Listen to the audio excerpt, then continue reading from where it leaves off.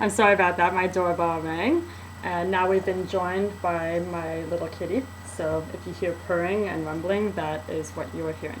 Anyway, so I was talking about embarrassment, which is in Hebrew busha. In the Torah, we are taught that embarrassing someone, especially embarrassing someone in public, is akin to killing their soul. And you will hear many stories about rabbis and very holy people that will go to great lengths to not embarrass someone in public. So this is something we have to consider when talking about Shomer Negiah. Shomer Negiah prohibits affectionate touch between males and females that are not related. However, the Torah also prohibits embarrassing someone in public. And the embarrassing someone in public is a big, big deal.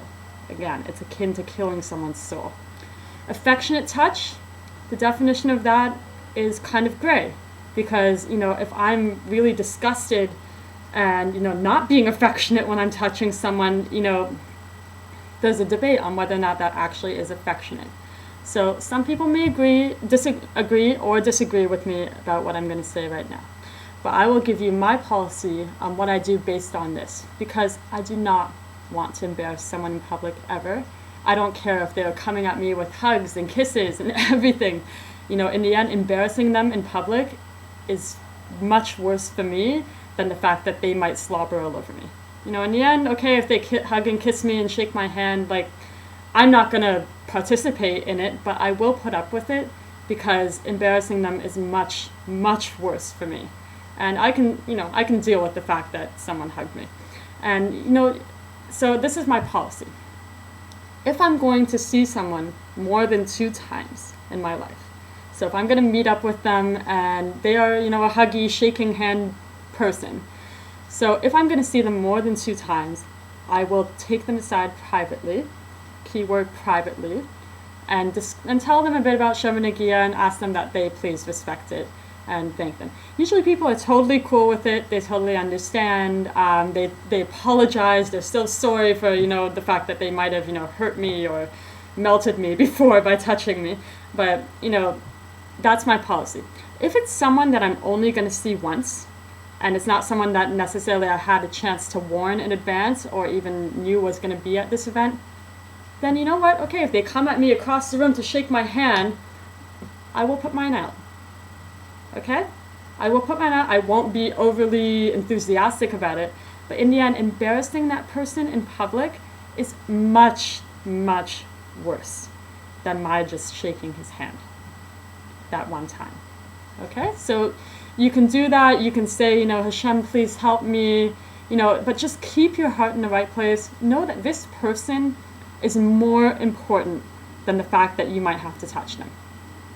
This person, this neshama, this soul, embarrassing them about touch is so, so much worse. And just don't be holier than thou. You are not holier than thou. You are not better than them. They simply don't know. And in the end, their holiness and their, love for you and understanding for Judaism is much, much more important than your, needing to not shake hands with them. So please, please keep that in mind.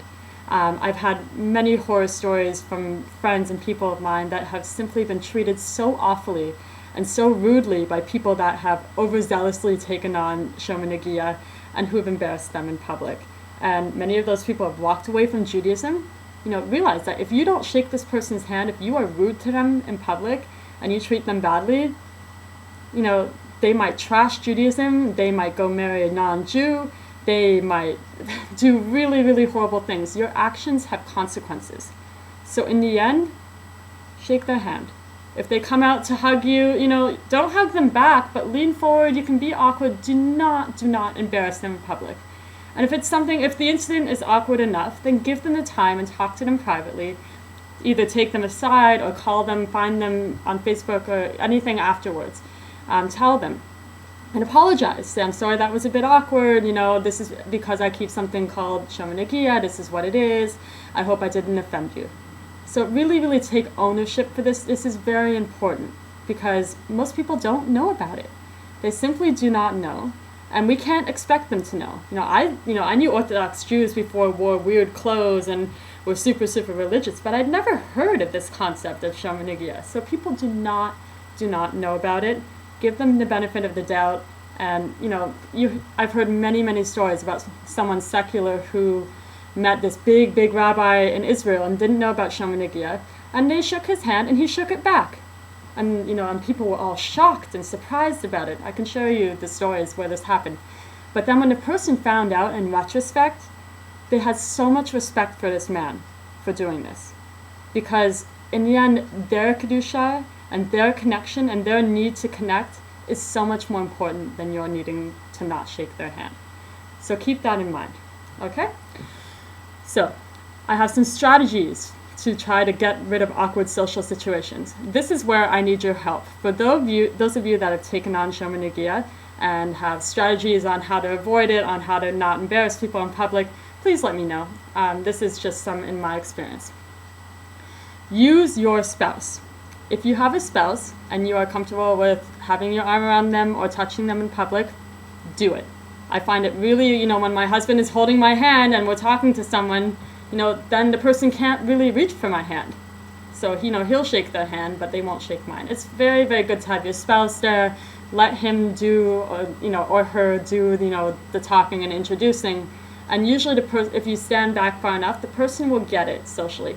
They might still stick their hand out and then you have to deal with it. But generally, if you have a spouse beside you, they can act on your behalf. It's very good to have something in your hand. If you have, let's say, a coat and a drink, no one's going to shake your hand.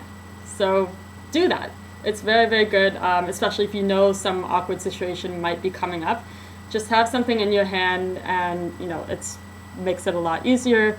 Sometimes, and really don't do this very often, but sometimes I will, say, oh, my hands are dirty or they're cold if it's someone that I really, really don't want to touch. And yes, I'm, telling a white lie, but in the bigger scale of things, it's actually okay.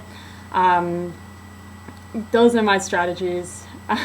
Just sometimes having your hand crossed and saying, oh, it's so good to see you, but with your hands crossed, usually people will pick up the social cues. If they don't, then they don't. But, that's basically what you have to do.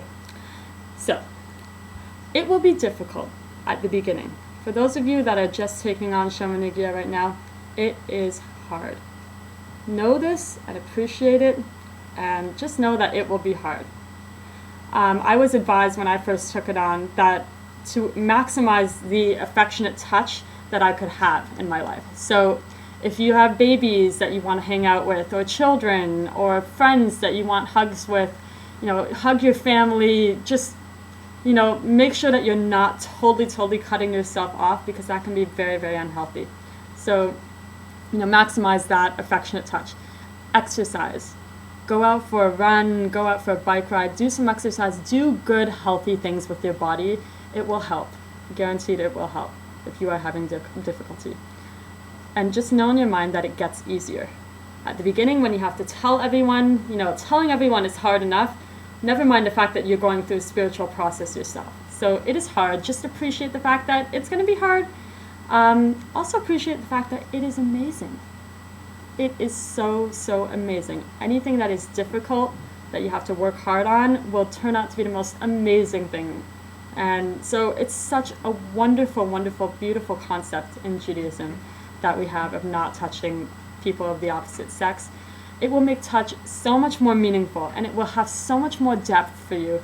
And it's just wonderful. So keep that in your mind. When you're in that awkward social situation, when you're having a hard time, keep in mind the benefit that you're getting and why you're doing this, because it's such a wonderful, wonderful thing. And I really think society can benefit so much more from having more sensitivity and more depth and more meaning in our touch and our affectionate contact. So thank you very much. Let me know what you think. And please don't hesitate to email me about your problems and concerns. I'd be glad to help. Kol Tuv, everyone. Bye-bye.